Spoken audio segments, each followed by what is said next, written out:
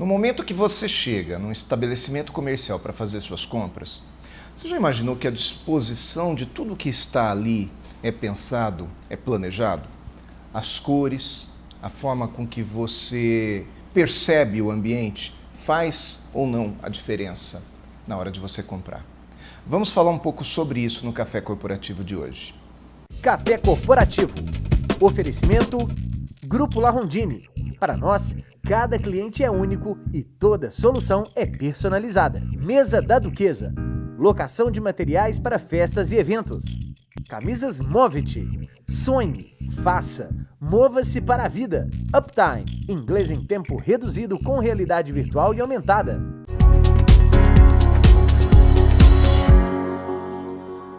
Café Corporativo aqui no canal 25, mais uma vez aqui na sua tela, essa Universidade em sua tela, e hoje nós trouxemos um entrevistado internacional, um entrevistado que veio de Portugal. Ele vem para docência aqui no Brasil, ele é docente da Inova Business School e está aqui conosco, aceitou o convite de estar aqui conosco, Fernando Rodrigues. Obrigado por ter vindo, obrigado. Fernando. Muito bom ter você aqui, tá? Muito obrigado. O Fernando é diretor-geral e pedagógico da Exprodouro, ele é CEO da Psicossoma Master, coordenando vários projetos nacionais e internacionais. Quando se diz nacionais, são portugueses e internacionais. Licenciado em Psicologia Clínica e Saúde, iniciou o doutoramento em Neuropsicologia. Ele é docente no Instituto Politécnico da Guarda, em várias outras universidades portuguesas e ao redor do mundo, né? Nas áreas de consumo e neuromarketing. Ele é especialista em neuromarketing, neurovendas e neuronegociação. E autor de diversos livros, alguns me chamaram a atenção aqui: Princípios de Marketing, de Neuromarketing, Influência do Neuromarketing nos Processos de Tomada de Decisão. Por que é que o marketing é sexy e inteligente? Interessante esse título, né? O comportamento do consumidor, quando a neurociência, a psicologia, o marketing e a economia se encontram. E coautor de um capítulo no livro O Idoso como um Todo, publicados na editora Psicossoma, e autor de mais vários artigos em outras editoras. Bom, o Fernando vem ao Brasil para dar aulas, mas ele é uma pessoa especialista em neuromarketing. Fernando, o que o neuromarketing tem a ver com o consumo? Ele estimula o consumo, é isso? Não é bem isso, ou seja, essa é a ideia que é veiculada, mas na verdade eu nem gosto muito do termo neuromarketing, eu prefiro neurociência cognitiva aplicada ao consumo. E por quê? Ou seja, inclusive a nossa empresa é ICN Agency, Intelligence Consumer Neuroscience Agency. E porque, na verdade, a ideia de que o marketing serve para vender é uma ideia veiculada desde os anos 40 e que o próprio marketing foi mudando ao longo do tempo. Hoje o marketing não serve para vender, não é uma estrutura comercial como era vista na década de 40. Hoje a evolução do marketing também foca muito no consumidor como um todo. Quando nós pensamos no neuromarketing, tem que ser olhado dessa mesma forma, ok? O que é que vai trazer o neuromarketing? Como o próprio nome diz, é a introdução da neurociência no marketing. Ou seja, e o que é isso da neurociência? A neurociência é um campo de ação da medicina, ou seja, médico, não é? Que estuda desde a base biológica do consumidor ou da pessoa até o funcionamento dos neurônios, do organismo e como é que ele interagem, os sistemas sensoriais com o nosso cérebro. E a minha área específica de investigação é como é que isso se traduz no processo de tomada de decisão. Então, mais que influenciar o consumidor, o que nós queremos é entender como funciona o consumidor para poder preparar os produtos, a comunicação direcionada para a forma como o consumidor recebe essa informação. Ou seja, eu entro num supermercado, num comércio, e tem coisas que me chamam a atenção. Certo. E aí a empresa, ela evidencia aquilo que eu vejo como positivo, é isso? Mais do que isso. Ou seja, quando a gente faz um estudo de neurociência aplicada ao consumo, nós medimos muitos dados.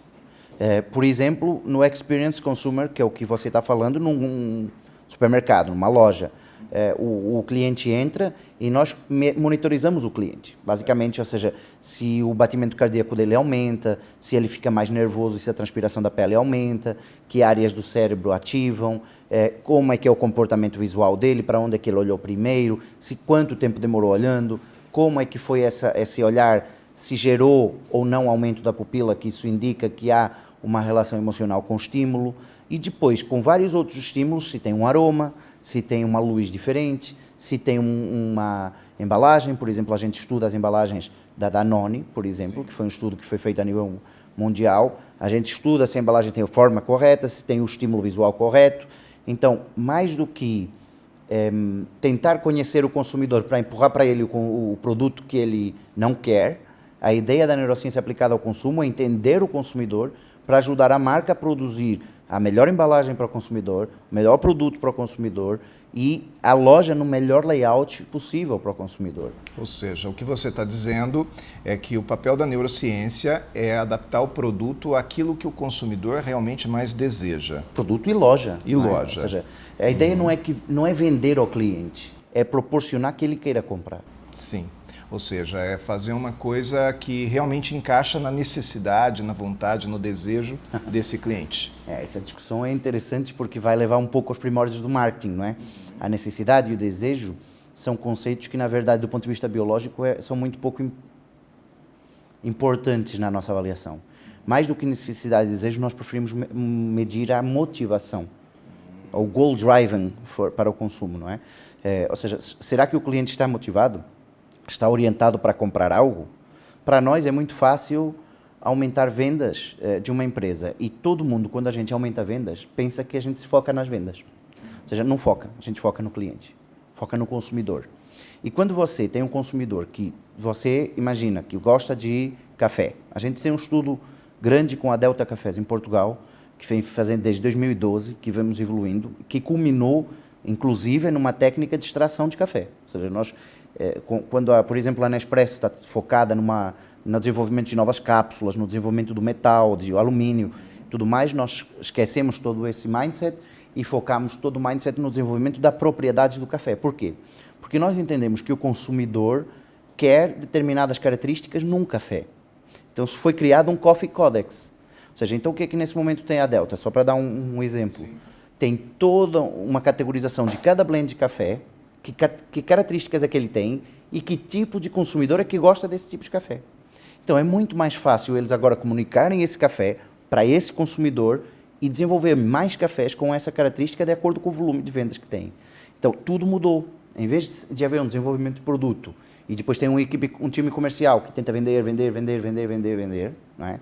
Que é isso que eu falo na neurovenda, em vez de vender pelo preço, é necessário vender o preço. Mas isso só acontece quando você tem um tipo de cliente que você tem o que ele quer.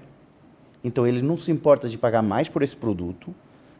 Foi feito um estudo de neuromarketing com a Starbucks na Alemanha, em que eles aumentaram o preço do produto em 40 cêntimos. 40 cêntimos são aproximadamente R$2 e algo. Ou seja, que aumentaram o preço de um café e o cliente ainda, inclusive, aumentou a venda de produto. Ou seja, nem diminuiu sequer a venda de produto. Porque o produto estava mais adaptado àquilo que o cliente desejava. Porque o cliente estava disponível para pagar esse preço por esse produto, porque é aquilo que ele queria. Sim, muito bom. Sem tocar no produto, só foi feita a avaliação do preço. Inclusive, o preço mais caro dá mais prazer ao cliente. Sim, então, sem dúvida. Não tem que ser um preço mais caro, mas nós estudamos isso, porque já também tem marcas que aumentam o preço e perdem vendas. Sim. Okay? Não tem a ver com isso, tem que ver com o estudo perfeito que deve ser realizado. E normalmente nessa área, eu acho que isso era importante a gente falar num programa como esse, que tem a ideia de instruir no fundo. Nós vemos muita gente que é consultor, que vende fórmula de neuromarketing. E o neuromarketing não tem fórmula, porque se tivesse, eu que trabalho no neuromarketing desde 2006, eu já era dono de metade do Brasil, não é? Mas não sou. Não há fórmula. Neuromarketing são estudos específicos para cada marca, que têm que ser desenvolvidos para aquela marca, para aquele segmento de cliente, para nós sabermos exatamente o que é que funciona. E quando nós temos um grau de certeza muito maior no nosso estudo, porque temos, ou Ou seja, é um grau de certeza gigante comparativamente com o estudo tradicional, que tinha uma margem de erro muito grande. Aí sim, a marca fica com drivers para implementar. Mas quando não é só por ler um livro que eu digo, olha, faz isso porque fulano tal fez isso, que era aqui que o marketing errava, na minha opinião. E eu estou no marketing faz mais de 12 anos que trabalho nessa vertente e a gente errava. A gente errava por quê? Porque a gente lia o case da Coca-Cola nos Estados Unidos, e o case da Coca-Cola que todo mundo fala na faculdade, o case da Apple, o case de não sei o quê. Ok, então você tem uma tecnológica e o que é que vai fazer? Aplicar o case da Apple. E não funciona nessa tecnológica aqui do Brasil. Tá. Porque o Brasil é diferente dos Estados Unidos. Muda o consumidor, muda o tudo. produto, muda o Muda o ambiente, empresário, muda os funcionários, muda tudo. Ou seja, Muito o ecossistema é outro. Nós vamos fazer um intervalo agora e depois dos comerciais nós voltamos com mais informações a respeito de neurociências aplicada ao consumo. Até daqui a pouco.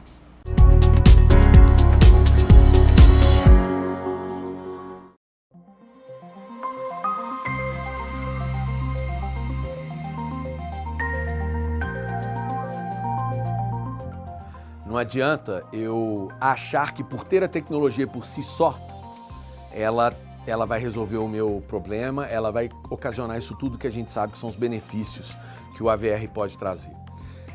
O grande diferencial do que nós estamos fazendo é estudar, pesquisar e desenvolver para cada etapa do aprendizado do aluno qual a atividade apropriada, qual a imersão apropriada e como que aquilo está ligado ao que ele já fez, ao que ele está fazendo e ao que ele vai fazer.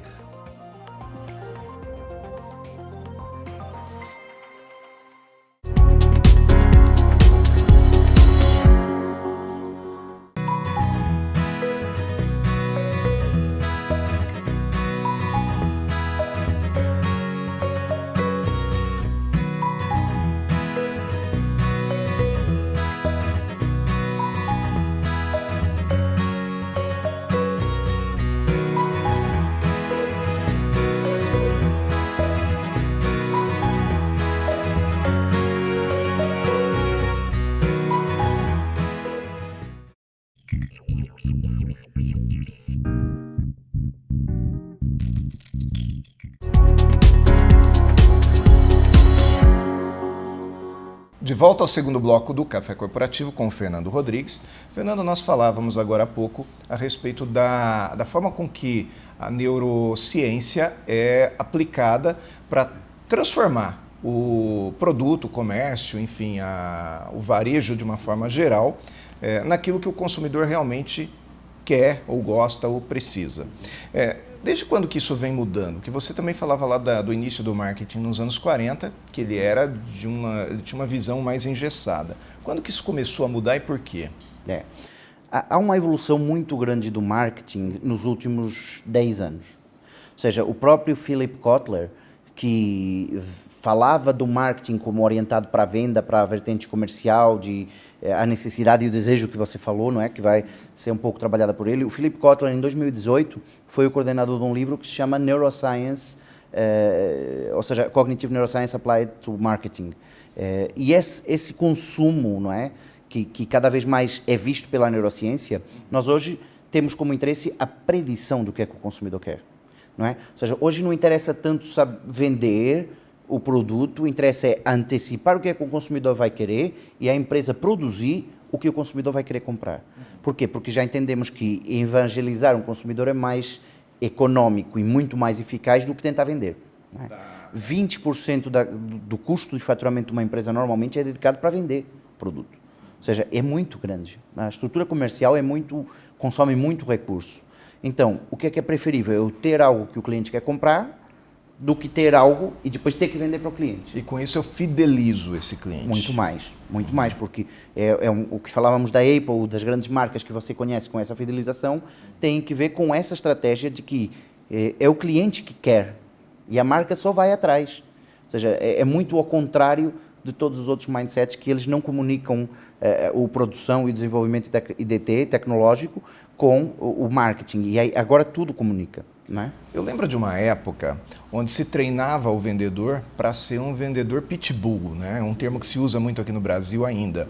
O vendedor pitbull é aquele que não perde venda, é aquele que muitas vezes faz o consumidor consumir aquilo que ele não quer, ou não precisa, ou não deseja. O que você está dizendo é que isso é muito mais caro, muito mais desgastante para a marca da empresa. Em compensação, quando a empresa ela consegue oferecer conforto, bem-estar para o consumidor, ela fideliza. É isso mesmo?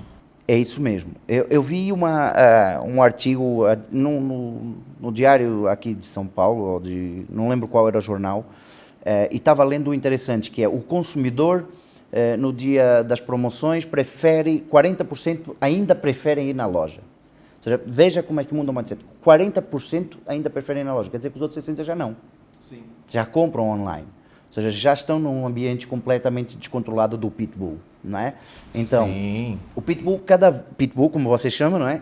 Cada vez vai ter menos impacto na estrutura de vendas. porque o consumidor ele quer mais independência, ele quer mais autonomia para Claro. poder decidir. E a marca também quer mais segurança, mais tranquilidade, porque o vendedor que sai de uma marca, ele vai para outra marca, leva clientes. Sim. Quando você basa toda a sua estrutura comercial na pessoa, então você perde a pessoa, perde a comercial, uma empresa hoje não pode ter essa labilidade. E o consumidor também cada vez está diferente. Ou seja, se você olhar para gerações de consumo, a geração atual, que são os que nascem depois de 2000, até não sabemos se vai chegar a 2020, essa Nós geração. chamamos de geração Z. Não, Z sim, são os boomlets, nós chamamos de boomlets. Ou seja, os boomlets, que são essa geração atual, é uma geração extremamente diferente dos millennials, que são a anterior, não é?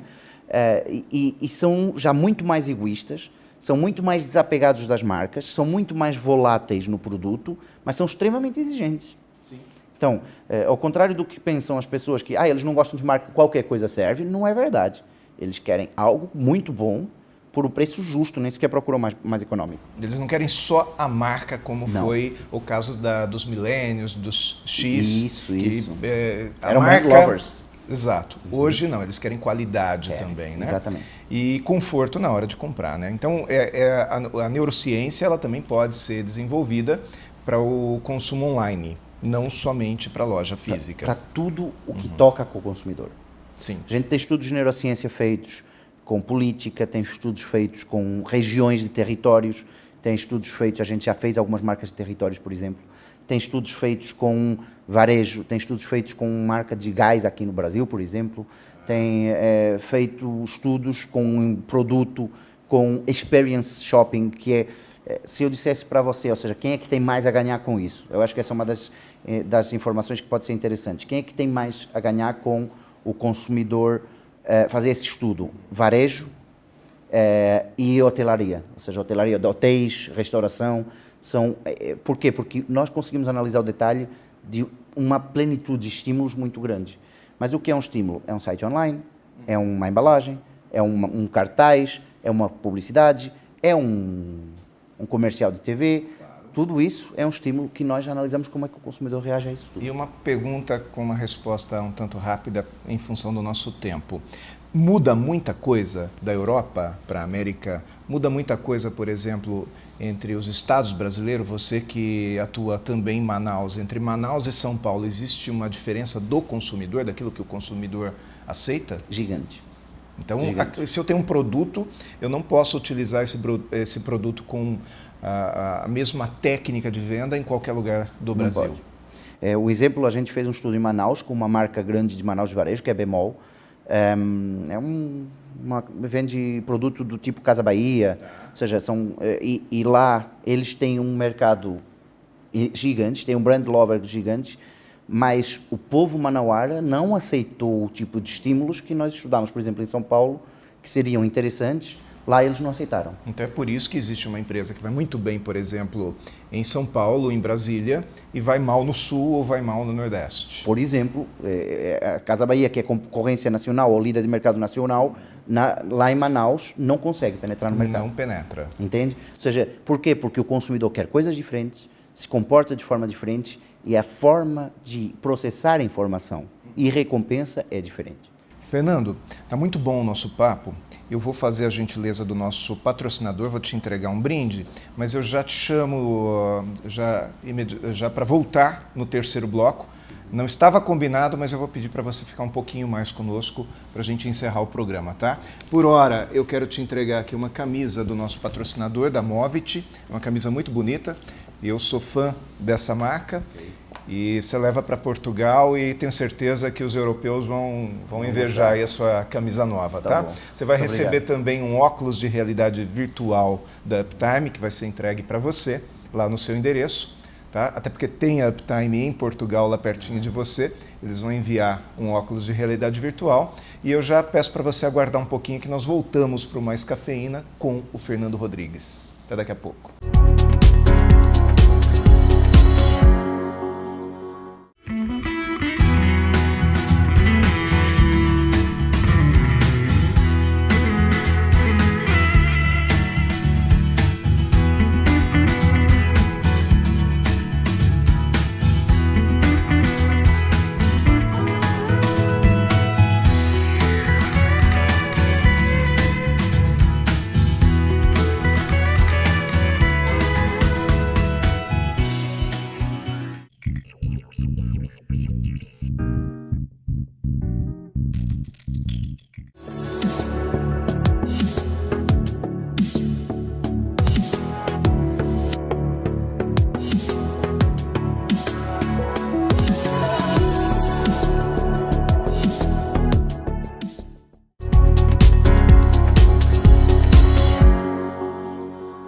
Mais Cafeína com Fernando Rodrigues. Fernando, você falou pra gente que dá para usar a neurociência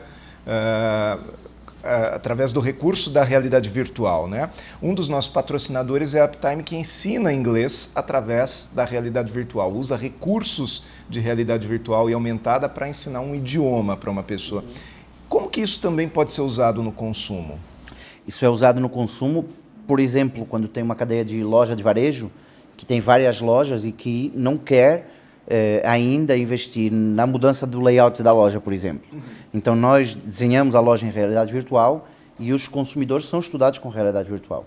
Ou seja, como é que eles teriam esse comportamento dentro daquela loja tipo ou outra loja tipo. Então, dá para fazer testes antes de fazer o investimento. Ou seja, a poupança é gigante para a marca, não é? Ou seja, quando eu faço esse investimento físico, eu já tenho certeza que ele vai dar resultado. Isso. Normalmente a gente faz isso em 3 fases. Tem a fase da realidade virtual, tem a fase da loja piloto e depois então tem a fase de implementação. Tá bom. Um livro seu me chama a atenção aqui pelo título. Comportamento do consumidor, quando a neurociência, a psicologia, o marketing e a economia se encontram. Quando elas se encontram? Em qualquer processo de consumo. Na minha opinião, elas nem sequer nunca podem estar dissociadas. Qual é a grande questão? Quando nós fazemos um estudo de neuromarketing, qual é a grande diferença, por exemplo, do meu trabalho com outra grande parte de empresas? Você faz um questionário e vê o que as pessoas dizem. Ok, a falácia do estudo por questionário é gigante. O cliente mente. Mas não mente porque ele quer, ele mente porque não sabe, não é? Ou seja, a mesma coisa que eu questionar hoje você gosta de carne ou peixe? Você vai responder, eu adoro carne. Que tipo de carne? Eu adoro hambúrguer. Mas ontem comeu um hambúrguer que não caiu bem, eu faço a questão depois. Você gosta de carne ou peixe? Eu prefiro peixe. Mas, na verdade, o mesmo consumidor dá 2 respostas diferentes no momento. É muito temporal, né? Exatamente. Então, o recurso à questão tem que ser extremamente bem utilizado, mas, na maior parte das vezes, não deve deixar essa abrangência. Mesma coisa com os focus group. Tem um cara que influencia a resposta toda, todo mundo vai responder idêntico. Então, tudo isso tem que ser muito bem analisado. O que é que nós fazemos para evitar esse problema? A gente funde várias áreas de conhecimento. Então, tem tendências, tem economia comportamental, tem a parte dos estudos acadêmicos que são feitos, tem o estudo com esses clientes, tem o estudo de personalidade, por exemplo, dos clientes que nós fazemos, ou seja, fazemos todo um traçado de qual é o tipo de personalidade deles, como é que eles tomam a decisão, e depois começamos a relacionar coisas, não é? Começamos a perceber que tem determinado impacto, e isso transfere para o que você está falando, a economia. A gente usa dados de economia, dados do marketing, dados do consumidor, dados da psicologia. Isso tudo misturado é que dá para nós um cenário do que é o consumidor do ponto de vista real. Ou seja, um estudo completo. Um estudo completo. Porque o consumidor também não é isolado, a gente não separa as pernas dos braços para estudar. Com certeza. Tudo está junto. Fernando, lamentavelmente a gente não tem mais tempo para conversar, mas um prazer te receber aqui. Não, foi realmente uma aula aqui no Café Corporativo. E nós esperamos que o Fernando Rodrigues, na próxima viagem ao Brasil, volte aqui para falar um pouco mais a respeito Quando eu desse voltar estudo. na pós-graduação de neuromarketing, que eu estou dando cá em Campinas, São Paulo, eu volto com certeza. Muito obrigado por ter vindo. Muito obrigado. Siga nosso Café Corporativo também no YouTube. Até a próxima semana.